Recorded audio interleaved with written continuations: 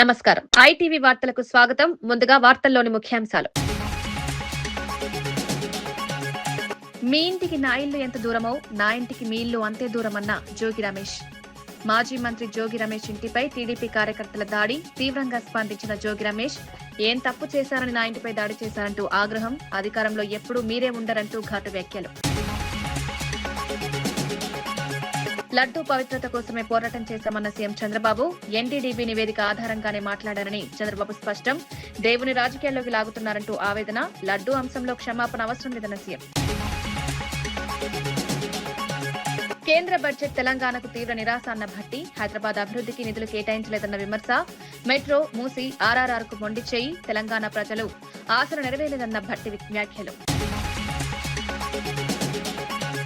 Phone tapping ప్రజాస్వామ్యానికి ముప్పు అన్న కిషన్ రెడ్డి. న్యాయమూర్తుల ఫోన్లు ట్యాప్ చేశారన్న ఆరోపణ. 2 ఏళ్లుగా కేసు ఆలస్యమవుతోందన్న ఆందోళన. దోషులకు కఠిన శిక్ష తప్పదని హెచ్చరిక. మున్సిపాలిటీలో కాంగ్రెస్ గెలిపే లక్ష్యమన్న పొన్నం. సంక్షేమ పథకాలను ప్రజల్లోకి తీసుకువెళ్లాలని పిలుపు. బీఆర్ఎస్ పాలనలో ప్రజలు ఇబ్బందులు పడ్డారని విమర్శ. ప్రజల మద్దతుతో ఘన విజయం సాధిస్తామని ధీమా. మాజీ మంత్రి జోగి రమేష్ మరోసారి అధికార తెలుగుదేశం పార్టీ నేతలపై తీవ్ర స్థాయిలో మండిపడ్డారు. నారా లోకేష్, చంద్రబాబు తనను జైలుకు పంపి రాక్షసానందం పొందారని, అది సరిపోక తన ఇంటిపై పెట్రోల్ బాంబుతో దాడి చేయించారని ఆరోపించారు. ఇలాంటి బెదిరింపులకు తాను భయపడే ప్రసక్తే లేదని స్పష్టం చేశారు. తాను ఏ నేరం చేశారని తన ఇంటిపై దాడి చేశారని ప్రశ్నించారు. రాజకీయ కక్షతోనే ఈ దాడులు జరుగుతున్నాయని పేర్కొన్నారు. లోకేష్ తన ఇంటికి ఎంత దూరమో తన ఇంటికి కూడా వారిల్లు అంతే దూరమని గుర్తుపెట్టుకోవాలని హెచ్చరించారు. రాష్ట్రంలో ప్రతిపక్ష నేతలకు భద్రత లేకుండా పోయిందని, పోలీస్ వ్యవస్థ పూర్తిగా రాజకీయ ఒత్తిడిలో పనిచేస్తోందని జోగి రమేష్ విమర్శించారు. ఈ ఘటనపై ప్రభుత్వం సమాధానం చెప్పాలని డిమాండ్ చేశారు.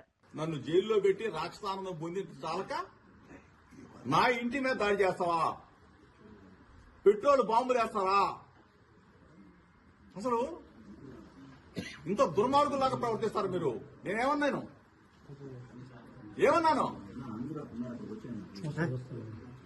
ఈరోజు మీరు చేసిన దుర్మార్గం. మేమేదో భయపడతాననుకుంటున్నామో చూస్తా.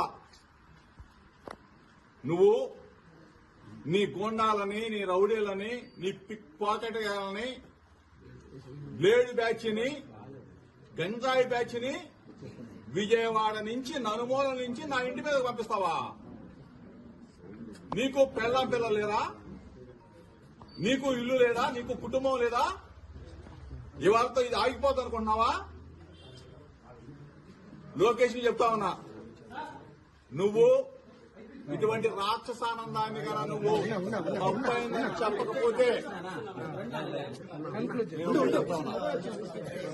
ఇటువంటి పనికి మారిన పిల్ల చేస్తలకి జోగి భయపడ్డావు.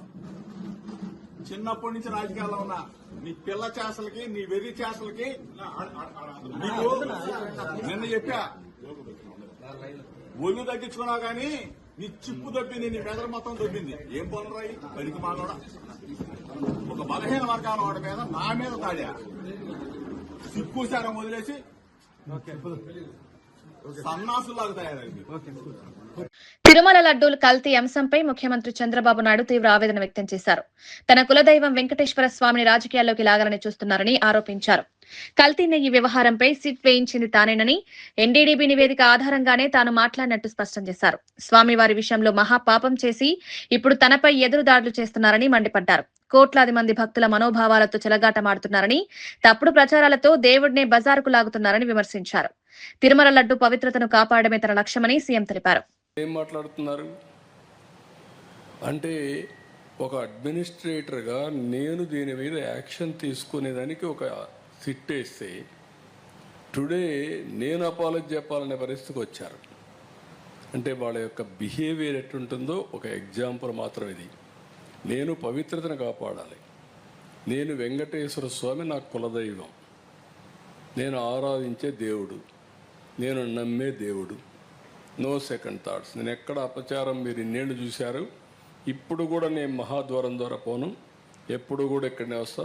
వైకుంఠ ద్వారం ఎప్పుడు నేను వాడను. ఎందుకు వాడనంటే నా నమ్మకం అది. ముఖ్యమంత్రిగా ఉన్నా, ప్రతిపక్షంలో ఉన్నా, నాకు ఎలిజిబిలిటీ ఉన్నా, నేను సామాన్య భక్తుడిగానే అక్కడికి వెళ్తాను.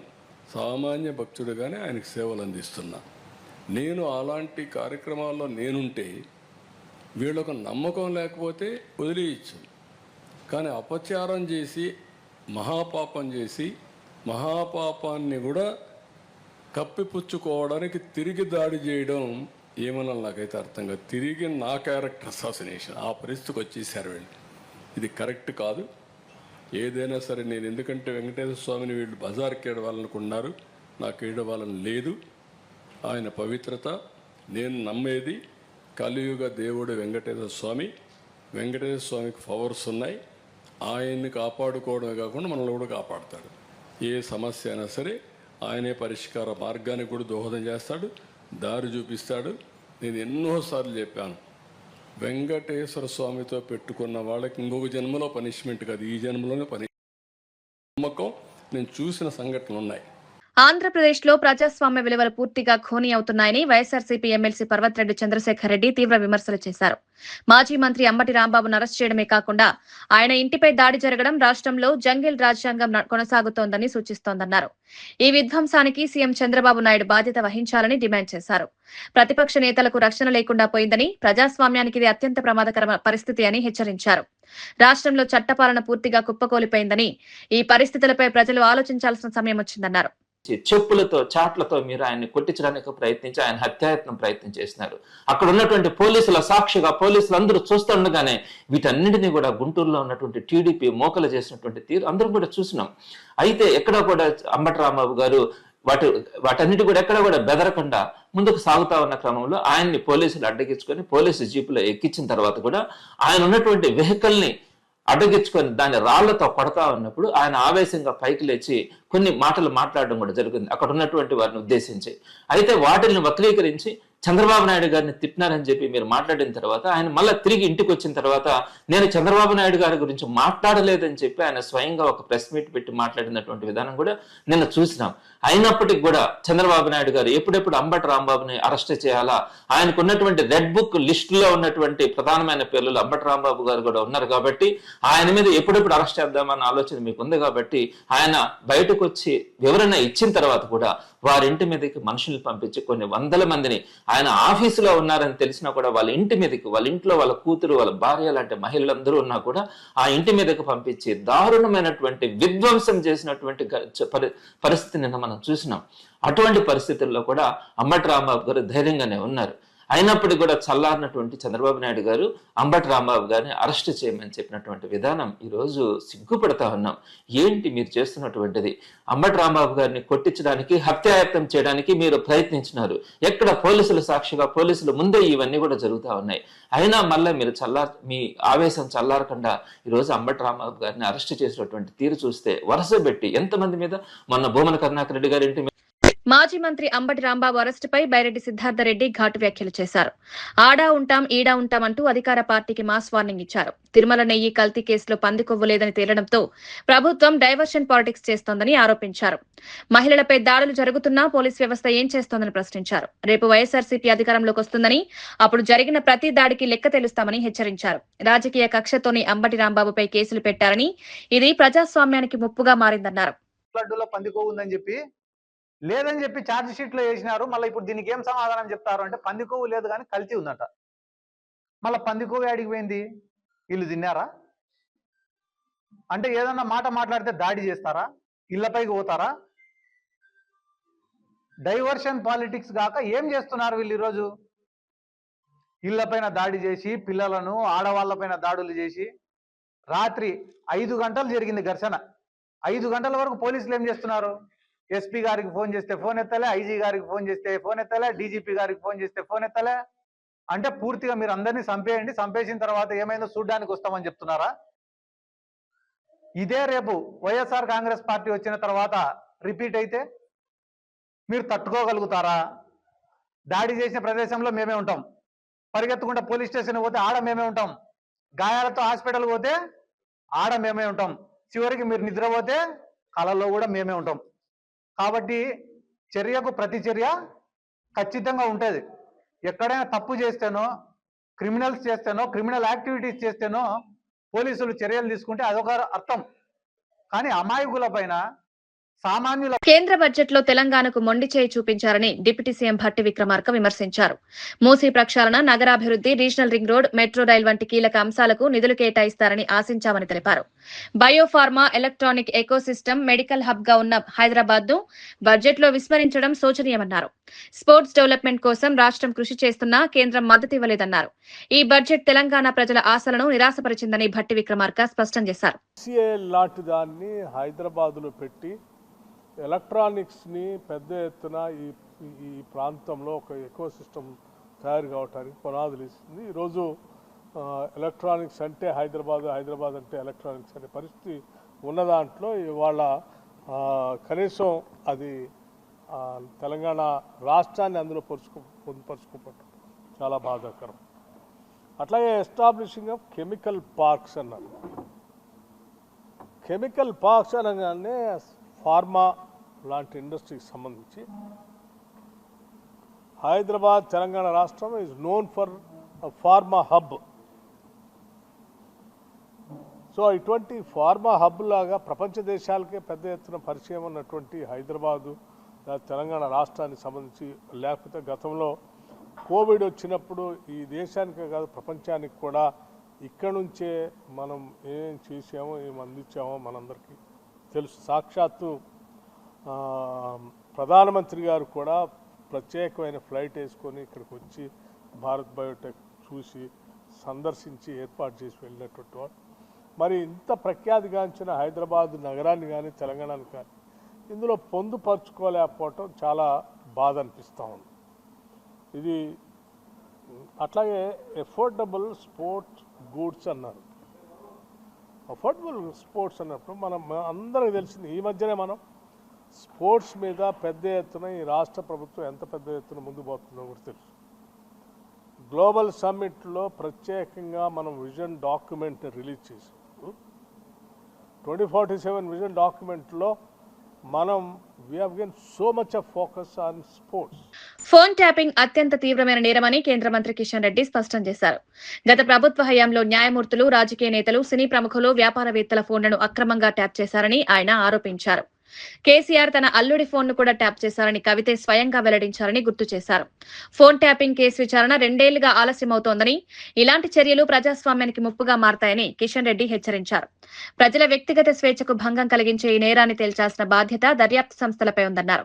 రాజకీయాలకు అతీతంగా నిజాలు వెలుగులోకి రావాలని, దోషులకు శిక్ష తప్పదని ఆయన స్పష్టం చేశారు. 2 సంవత్సరాలకు పైగా ఆలస్యమైంది, 2 years పైగా ఆలస్యమైంది. కాబట్టి ఇది కూడా ఈ సీరియల్ ఎన్ని రోజులు నడుస్తుందో చూడాలి. మేమేం చెప్పడం లేదు. వాళ్ళ కూతురే కేసీఆర్ అల్లుడిని ఫోన్ ట్యాప్ చేశాడని కవిత చెప్పింది ఆన్ రికార్డ్. అదే కాకుండా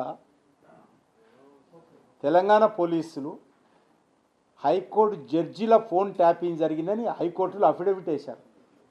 ఇంకా ఎంత రోజులు దర్యాప్తు చేస్తారు? మీరే వేశారు. హైకోర్టు జడ్జిల ఫోన్ ట్యాప్ జరిగిందని చెప్పి పోలీసులే లిఖితపూర్వకంగా రాష్ట్ర హైకోర్టులో ఇదే ఫోన్ ట్యాపింగ్ కేసులో వేయడం జరిగింది. కాబట్టి ఇది చాలా తీవ్రమైన నేరారోపణ ఉన్నటువంటి కేసు ఇది కేసీఆర్ కేటీఆర్ కాదు, ఎవరు చేసినప్పటికీ కూడా ఇది ప్రభుత్వం ద్వారా జరిగింది, ప్రభుత్వ హయాంలో జరిగింది. ఇందులో పారిశ్రామికవేత్తల ఫోన్లు, రాజకీయ పార్టీల ఫోన్లు, కుటుంబ సభ్యుల ఫోన్లు, హైకోర్టు జడ్జిల ఫోన్లు, పోలీస్ అధికారుల ఫోన్లు, మంత్రుల ఫోన్లు, సినిమా ప్రముఖుల ఫోన్లు, సినిమా నటుల ఫోన్లు అన్నీ ట్యాప్ చేశారని చెప్పి తెలంగాణ ప్రభుత్వం ఇప్పటికే లిఖితపూర్వకంగా హైకోర్టులో దీనికి అఫిడవిట్ ఇవ్వడం జరిగింది. ఇది చాలా తీవ్రమైనటువంటి నేరారోపణ కూడినటువంటి కేసు. దీన్ని కఠినంగా వ్యవహరించాల్సినటువంటి అవసరం ఉందన్న విషయం మేము గతంలో కూడా చెప్పాం, ఇప్పుడు కూడా మళ్ళీ పునరుద్ఘాటిస్తున్నాం. మాజీ మంత్రి అంబటి రాంబాబుపై జరిగిన దాడిని మాజీ హోంమంత్రి దానేటి వనిత తీవ్రంగా ఖండించారు. ఒక మాజీ మంత్రికి రక్షణ లేకపోతే సామాన్యుల పరిస్థితి ఏంటని ఆమె ప్రశ్నించారు. రాజకీయ విభేదాలను హింసాత్మక చర్యలతో ఎదుర్కోవడం ప్రజాస్వామ్యానికి ప్రమాదకరమన్నారు. పోలీస్ వ్యవస్థ తటస్థంగా వ్యవహరించాల్సిన అవసరం ఉందని, దాడులకు పాల్పడిన వారిపై కఠిన చర్యలు తీసుకోవాలని డిమాండ్ చేశారు. రాజకీయాల్లో భిన్నాభిప్రాయాలు సహజమే కానీ దాడులు, బెదిరింపులు అంగీకరించలేమని తానేటి వనిత స్పష్టం చేశారు. డైలాగ్ కి ఉన్న ఇది మరి కోర్టు తీర్పు ఇచ్చిన తర్వాత కూడా ఆ నిందని మా నాయకుడి మీదను మరి మా పార్టీ మీదను మోపి ఏదో రాజకీయం చేయాలి, ఏదో డైవర్షన్ రాజకీయం చేయాలని చూడడం అనేది కరెక్ట్ కాదు. ఈ రోజున ఏదైనా తప్పిదాలు జరిగి ఉంటే చట్టాలు ఉన్నాయి, న్యాయస్థానాలు ఉన్నాయి, వాటి పని అవి చేసుకువెళ్తాయి. కానీ ఈ రోజున ఎందుకు ఈ విధంగా బరి తెగించి దాడులు చేస్తున్నారు? ఈ కూటమి ప్రభుత్వం అధికారంలోకి వచ్చిన దగ్గర నుండి కూడా చాలామంది వైసీపీ మాజీ ఎమ్మెల్యేల మీద, మాజీ మంత్రుల మీద దాడులు జరిగిన సంఘటనలు చాలా ఉన్నాయి. అంటే ఈ రోజున ఈ కూటమి ప్రభుత్వం ప్రజలకు ఏం సందేశం ఇవ్వాలనుకుంటుంది? ఈ రోజున రాష్ట్రంలో శాంతి భద్రతలు అనేవి లేకుండా పోయాయి అన్న విషయాన్ని ప్రజలందరూ గమనిస్తున్నారు. ఈ రోజున ఇలాంటి పరిస్థితులు కొనసాగితే ఖచ్చితంగా ఈ రాష్ట్రంలో రాష్ట్రపతి పరిపాలన పెట్టవలసిన అవసరం ఏర్పడుతుంది. ఖచ్చితంగా మేము కూడా ఆ పరిస్థితి తీసుకొచ్చేదానికి, రాష్ట్రపతి పరిపాలన కావాలనే పరిస్థితిని తీసుకొచ్చేదానికి మేము కూడా డిమాండ్ చేస్తున్నాం. ఎందుకంటే ఈ రోజున మాజీ మంత్రిగా, మాజీ ఎమ్మెల్యేగా ఉన్న వాళ్ళకే రక్షణ లేనప్పుడు సామాన్యులకి ఈ ప్రభుత్వం ఏ విధంగా రక్షణ కల్పిస్తుంది అనేది కూడా మా ఆలోచన, మా బాధ. ఈ రోజున ప్రతి ఒక్కరం కూడా అంటే రాజకీయం చేయండి, కానీ ఈ రాజకీయంలోకి పవిత్రమైన లడ్డూని, మరి కలియుగ దైవమైన వెంకటేశ్వర స్వామిని వాడుకోవడం అనేది కరెక్ట్ కాదు. ఏదైనా ఉంటే ప్రతిదీ కూడా చట్టపరంగా చర్యలు తీసుకోండి, అంతేగాని ఈ విధమైన పరిస్థితులు రాష్ట్రంలో తీసుకురావడం కరెక్ట్ కాదని చెప్పి ప్రతి ఒక్కరికి కూడా తెలియజేస్తున్నాను. మాజీ మంత్రి అంబటి రాంబాబుపై పీడీ యాక్ట్ అమలు చేయాలని ఈస్ట్ ఎమ్మెల్యే నజీర్ జిల్లా ఎస్పీకి వినతి పత్రం అందజేశారు. అంబటి రాంబాబు కొంతకాలంగా ప్రజాప్రతినిధులను, ముఖ్యమంత్రి చంద్రబాబు నాయుడిని అసభ్య పదజాలంతో దూషిస్తున్నారని ఆరోపించారు. వైసీపీ నాయకులు ప్రతిసారి ఇలాంటి వ్యాఖ్యలతో శాంతి భద్రతలకు భంగం కలిగిస్తున్నారని విమర్శించారు. ఇప్పటికే అంబటి రాంబాబుపై నమోదైన కేసుల్లో సెక్షన్లు మార్చాలని, కఠిన చట్టాల కింద చర్యలు తీసుకోవాలని డిమాండ్ చేశారు. రాజకీయ విమర్శలకు హద్దులుండాలని, ప్రజాస్వామ్యంలో బాధ్యతాయుతమైన మాటలు అవసరమని ఎమ్మెల్యే నజీర్ స్పష్టం చేశారు. సృష్టించేటువంటి విధంగా ఆయన మాట్లాడుతున్నటువంటి తీరు కనిపిస్తా ఉంది. ఆయన చేస్తున్నటువంటి తప్పుకు మరికొంతమంది కులాన్ని పులమనేటువంటి కార్యక్రమం చేస్తా ఉన్నారు. ఈరోజు ఎన్జీ రంగా, ఈరోజు వంగవీటి మోహన్ రంగా గారితో పోల్చుకుంటా ఉన్నాడు. నేను అడుగుతా ఉన్నా, ఆయన పేదల కోసం ప్రాణాలు అర్పించినటువంటి నాయకుడిగా ఉంటే మీరు ఈరోజు చౌకబారు విమర్శలు చేసి జగన్మోహన్ రెడ్డి మోచేతి నీళ్లు తాగి ఒక చెప్పలేనటువంటి భాషలో మాట్లాడాలనిపిస్తూ ఉంది. కానీ ఇటువంటి వ్యక్తిని ఊరికినే చిన్న చిన్న సెక్షన్లు పెట్టి ఈరోజు ప్రజల్లో ఉన్నటువంటి ఏదైతే law and order problem create చేసేటువంటి, ప్రొవోక్ చేసేటువంటి కార్యక్రమాలు చేస్తున్నటువంటి అంబటి రాంబాబు గారిని ఐటీ యాక్ట్ 67, 67 అండ్ 66 ఈ కింద కేసు నమోదు చేయాలని చెప్పి రిప్రజెంట్ చేయడం జరిగింది. ఈ సెక్షన్ల మీద తప్పకుండా పోలీసులు కేసు నమోదు చేస్తారని చెప్పి మేము భావిస్తూ ఉన్నాం. లేకపోతే తప్పకుండా ప్రైవేట్ కేసు వేసైనా అంబటి రాంబాబు గారిని తప్పకుండా జైలు పాలు చేసి ఆయన చేసినటువంటి తప్పు మరొకటి చేయకుండా, ముఖ్యంగా జగన్మోహన్ రెడ్డి గారికి ఈ సందర్భంగా హెచ్చరిస్తా ఉన్నాం. మీరు కొంతమంది పప్పెట్లను పంపించి ఇటువంటి చౌకబారు విమర్శలు చేస్తే తెలుగుదేశం పార్టీ శ్రేణులు ఎక్కడా భయపడేది లేదు. మీలాంటి వాళ్ళు 100 మందిని తట్టుకునేటి కెపాసిటీ తెలుగుదేశం పార్టీ కార్యకర్తలకు ఉంది. ఇప్పటికైనా ఒళ్ళు దగ్గర పెట్టుకొని ఏ నాయకుడైనా, వైసీపీకి సంబంధించినటువంటి నాయకుడు ఈరోజు మా నాయకుడి మీద కానీ, తెలుగుదేశం పార్టీ కార్యకర్తల మీద కానీ దుష్ప్రచారం చేసేటువంటి కార్యక్రమాన్ని చేస్తే మాత్రం సహించేది లేదని చెప్పి ఈ సందర్భంగా గట్టిగా వాళ్ళందరికీ కూడా హెచ్చరిస్తా ఉన్నాం. మేడారం సమ్మక్క సారలమ్మ జాతర నిర్వహణపై మంత్రి సీతక్క స్పందించారు. దర్శనాలు సజావుగా జరిగాయని, ట్రాఫిక్ విషయంలో మాత్రమే స్వల్ప ఇబ్బందులు ఎదురయ్యాయన్నారు. జాతర విజయవంతంగా నిర్వహించేందుకు కృషి చేసిన అధికారులు, సిబ్బంది, ప్రజలకు కృతజ్ఞతలు తెలిపారు. భవిష్యత్తులో ఇలాంటి సమస్యలు రాకుండా జాతర అనంతరం మిగిలిన అభివృద్ధి పనులను పూర్తి చేస్తామని హామీ ఇచ్చారు. భక్తుల సౌకర్యాలే ప్రధాన లక్ష్యంగా ముందుకు సాగుతున్నామన్నారు. మేడారం జాతర ప్రపంచ స్థాయిలో గుర్తింపు పొందుతున్న నేపథ్యంలో మరింత మెరుగైన ఏర్పాటు చేయాలని ప్రభుత్వం నిర్ణయించిందన్నారు. మరి నిన్నటి వరకు కూడా అంతా బాగుంది, దర్శనాలు బాగున్నాయి, అన్నీ బాగున్నాయి అనే దాన్ని కొంతమంది వచ్చి పోయిన తర్వాత ట్రాఫిక్ విషయంలో అదొక్కటి తప్ప ఎంటైర్ జాతర నిర్వహణ కోసం పనిచేసినటువంటి ప్రతి ఒక్కరికి కూడా పేరు పేరున ధన్యవాదాలు. ఎవరైనా కుటిల శక్తులు ఎక్కడైనా కావాలని చేసుంటే అది ఆ దేవునితోటి కూడా రాజకీయాలు చేస్తే ఇంకా ఆ దేవుడే చూసుకుంటాడు. కానీ మేమైతే మనస వాచ కర్మేణ చిత్తశుద్ధితో భక్తితో భావోద్వేగంతో మరి అన్ని రకాలుగా మరి చెమటోడ్చి ఆ ఎంటైర్ మా ప్రభుత్వం కానీ మా ప్రభుత్వ అధికారులు కానీ మేము కానీ పనిచేయడం జరిగింది. నిన్న చిన్నగా దానికి కూడా మేము చింతిస్తూ ఉన్నాం. ఎందుకంటే అన్ని రోడ్లు వెడల్పు చేయగలిగినాం, కానీ తాడువాయి ఆ రోడ్డు వైల్డ్ లైఫ్లో ఉండడంతో కొన్ని ఇబ్బందులు వస్తున్నాయి. భవిష్యత్తులో అది కూడా రాకుండా చేసుకోవడానికి ఇప్పటి నుంచే ప్రణాళికలు మొదలు పెట్టుకోవాలని మేమందరం మరి ఆలోచనతో ఉన్నాం. ఈ గుడి అంటే జాతర అయిపోయిన తర్వాత తిరుగువారం అయిన తర్వాత మళ్ళీ గుడి యొక్క చుట్టుపక్కల పనులు మిగిలిపోయిన మున్సిపల్ ఎన్నికల నేపథ్యంలో మహబూబాబాద్ కాంగ్రెస్ నేతలకు మంత్రి పొన్నం ప్రభాకర్ దిశానిర్దేశం చేశారు. పార్లమెంటు పరిధిలోని 7 మున్సిపాలిటీల్లో కాంగ్రెస్ అభ్యర్థుల గెలిపే లక్ష్యంగా పనిచేయాలని పిలుపునిచ్చారు. సీఎం రేవంత్ రెడ్డి నేతృత్వంలోని ప్రభుత్వం అమలు చేస్తున్న సంక్షేమ అభివృద్ధి కార్యక్రమాలను ప్రజల్లోకి బలంగా తీసుకువెళ్లాలని సూచించారు. కాంగ్రెస్ ప్రభుత్వం ఏర్పడిన తర్వాత ఇచ్చిన హామీలను అమలు చేస్తూ అర్హులైన లబ్దిదారులకు పథకాలు అందిస్తున్నామని తెలిపారు. ఈ ఎన్నికల్లో ప్రజల మద్దతుతో ఘన విజయం సాధిస్తామని ధీమా వ్యక్తం చేశారు. మహబూబాబాద్ పార్లమెంటు సమన్వయకర్తగా 7 మున్సిపాలిటీలు ఇల్లెందు నుంచి మొదలుకుంటే ఇక్కడ డోర్నకల్ మరిపడ, ఇక్కడ మహబూబాద్ కేసముద్రం, ఇక్కడ ములుగు నర్సంపేట 156 కౌన్సిలర్ సీట్లు ఉన్నటువంటి 7 మున్సిపాలిటీల లోపల పార్టీని సమన్వయం చేస్తూ ఎక్కడైనా అంశాలుంటే వాటిని పరిష్కారం చేస్తూ 7 మున్సిపల్ చైర్మన్లు, వైస్ చైర్మన్లు మెజార్టీ కాంగ్రెస్ పార్టీ కార్పొరేటర్ కౌన్సిలర్లు గెలిపే లక్ష్యంగా ఇక్కడ ఉన్నటువంటి 5 శాసనసభ్యులు, అందులో సీతక్క గారు మంత్రి, వీరు ప్రభుత్వ విప్పు, ఈ విధంగా 5 శాసనసభ్యులు, 4 జిల్లా కాంగ్రెస్ అధ్యక్షులు, ఒక ప్రభుత్వ సలహాదారు, పార్లమెంట్ సభ్యుల్ని స్థానిక నాయకత్వాలతో సమన్వయం చేసుకొని అధికారంలో ఉన్నాం.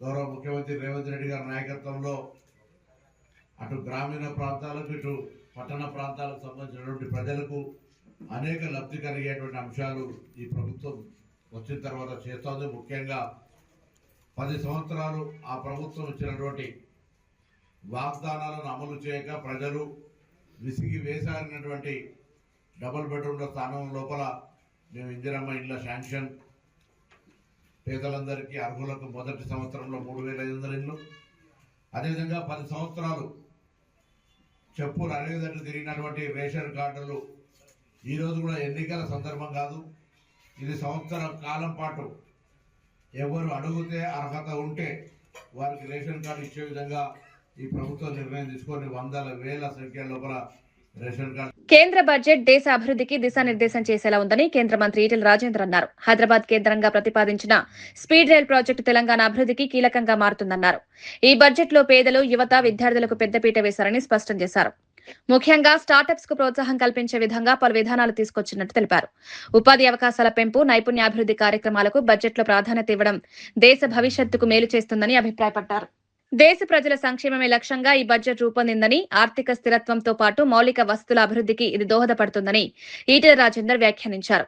కేంద్ర ప్రభుత్వం తీసుకున్న ఈ నిర్ణయాలు దేశాన్ని ముందుకు నడిపిస్తాయని విశ్వాసం వ్యక్తం చేశారు. మినరల్స్ ఎక్కడైతే కేంద్రీకృతమై ఉన్నాయో, ఇలా ఒరిస్సా కావచ్చు, ఏపీ కావచ్చు, మాకు తమిళనాడు కావచ్చు, కేరళ కావచ్చు, వాటి ఒక కారిడార్గా గుర్తించడం, వాటిని డెవలప్ చేసే ప్రయత్నం చేస్తూ ఉన్నారు. అదేవిధంగా ఇవాళ హైదరాబాద్ కేంద్రంగా స్పీడ్ రైళ్ళని ఇవాళ ట్రాక్లను నిర్మాణం చేయాలని చెప్పి Hyderabad to Bengaluru, Hyderabad to Chennai, Hyderabad to Poona, ఇవాళ హైదరాబాద్ టు ఈ ఇతర ప్రాంతాలకి ఇవాళ నిర్ణయం తీసుకోవడం అనేది తెలంగాణ ప్రాంతానికి పెద్ద ఎత్తున ఉపకరిస్తుందని చెప్పి నేను భావిస్తాను. ఎందుకంటే ఇవాళ హైదరాబాద్ అనేది సెంట్రల్లో ఉండేటువంటి ప్రాంతం కాబట్టి, దేశానికి ఉత్తర దక్షిణ భారతానికి కలిపేటువంటి ఏకైక మార్గం కాబట్టి అది పెద్ద ఎత్తున డెవలప్ అయ్యి దాని ద్వారా వ్యాపార రంగంలో కూడా పెద్ద ఎత్తున మార్పు వచ్చి తెలంగాణ అభివృద్ధి కోసం దోహదపడుతుందని చెప్పి మేము విశ్వసిస్తా ఉన్నాం. ఆన్ ది హోల్గా మొత్తంగా చూసినప్పుడు ఈ బడ్జెట్ పేదలకు ఎట్లా ఉపాధి కల్పించాలి, ఈ బడ్జెట్ యువశక్తిని ఎట్లా దేశ పురోగమనంలో అభివృద్ధిలో భాగం పంచుకున్నట్టు చేయాలి, ఎట్లా విద్యార్థి శక్తిని బయటికి తీయాలి, ఎట్లా స్టార్టప్స్ పెంచాలి, ఎట్లా రీసెర్చ్ మీద కేంద్రీకరించాలి, ఎట్లా వైద్యం మీద కేంద్రీకరించాలి, వైద్యాన్ని పేదలకు ఎట్లా అందించాలి, ఇలాంటి రంగాల మీద ఇవాళ ప్రభుత్వం పూర్తిగా కాన్సన్ట్రేట్ చేసినట్టుగా కనపడతా ఉంది. కేంద్ర ప్రభుత్వం ప్రవేశపెట్టిన బడ్జెట్ దేశ ప్రజలను నిరాశపరిచిందని కాంగ్రెస్ ఎంపీ మల్లు రవీందర్ విమర్శించారు. ఈ బడ్జెట్ పూర్తిగా కార్పొరేట్ సంస్థలకు అనుకూలంగా రూపొందిందని ఆరోపించారు. సామాన్య ప్రజలకు ప్రత్యక్షంగా ఉపయోగపడే అంశాలు ఇందులో లేవన్నారు. వృద్ధి రేటు పెరుగుతోందని చెప్తున్నా ఆ వృద్ధి సామాన్యులకు చేరకపోతే దానికి అర్థం ఉండదని వ్యాఖ్యానించారు. ఉన్నవారికి లేని వారికి మధ్య అంతరం మరింత పెరిగేలా ఈ బడ్జెట్ ఉందన్నారు. ఉపాధి హామీ పథకానికి నిధులు పెంచామని ప్రభుత్వం చెప్తున్నా అవి బడ్జెట్లో స్పష్టంగా కనిపించడం లేదని మండిపడ్డారు. సామాజిక సమానత్వాన్ని బీజేపీ ప్రభుత్వం పూర్తిగా విస్మరించిందని మల్లు రవి తీవ్రంగా విమర్శించారు. కార్పొరేట్ సంస్థలకు ఉపయోగపడుతుంది, లేకపోతే బీజేపీలో ఉన్న పెద్ద పెద్ద బెడా వ్యాపారస్తులకి ఉపయోగపడుతుంది తప్ప ప్రజలకు ఉపయోగపడదు. గ్రోత్ ఎప్పుడు కూడా ప్రజలందరికీ కొద్దిగా అందుబాటులోకి వచ్చేటట్టు ఉండాలి. మీ గ్రోత్ పెరిగిపోతుంది, ఉన్న వాళ్ళకి లేని వాళ్ళకి అంతరం చాలా పెరిగిపోతుంది.